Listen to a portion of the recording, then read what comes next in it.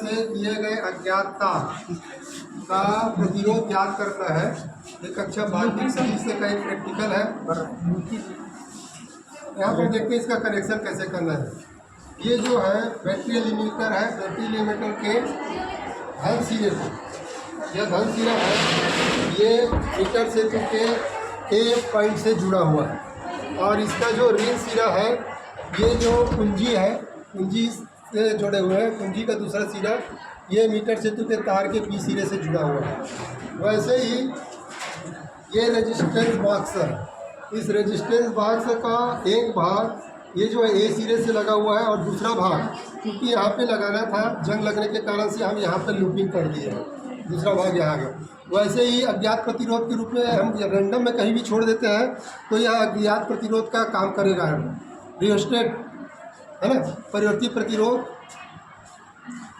जो है अज्ञात प्रतिरोध का, अज्ञात तार के प्रतिरोध का काम करता है। तो इसका एक सिरा को यहाँ पर लगा है, उसके दूसरे सिरों को बी सिरे से जोड़ दिया है। अब इसका एक सिरा, इसका एक सिरा, और जो गैल्वेनोमीटर है इसका एक सिरा, तीनों को एक जगह जो है धन सिरे के साथ जोड़ दिया है। ऋण सिरा ये अपने जौकी के साथ जुड़ा हुआ है। अब जो हम इसको चालू करके देखते हैं इस प्रकार से, तो ये यहाँ पर टच कराएंगे तो ये देखो यहाँ डिफ्लेक्शन देखेंगे, ये लेफ्ट दिशा में जा रहा है। और हम जो है दूसरे तरफ ये करते हैं तो ये जो है राइट की ओर जा रहा है। इसका मतलब हमारा कनेक्शन सही है। अब देखते हैं कि संतुलन बिंदु कहाँ प्राप्त होती है। तो हम ऐसे टच करते हुए इधर 10 सेंटीमीटर पर ये थोड़ा सा आगे खिंचता है, इस प्रकार से खिंचता है, और खिसकाते खिसकाते हम लगभग यहाँ पर ला रहे हैं। तो ये जो संतुलन बिंदु आपका प्राप्त हो जाएगा। देखते हैं कहाँ पे संतुलन बिंदु प्राप्त हो रहा है। अभी जो है हम 20 ओम निकाले हुए हैं, तो 20 ओम निकालने पर संतुलन बिंदु कहाँ प्राप्त हो रहा है उसको ढूंढ रहे हैं।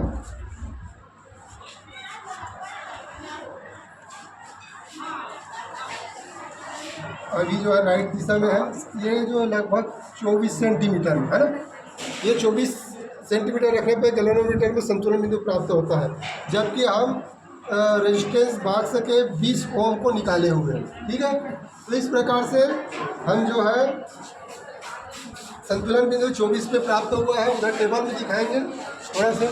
तो प्रतिरोध बॉक्स का 20 निकला हुआ है, जहाँ पर संतुलन बिंदु 24 पे प्राप्त हो रहा है।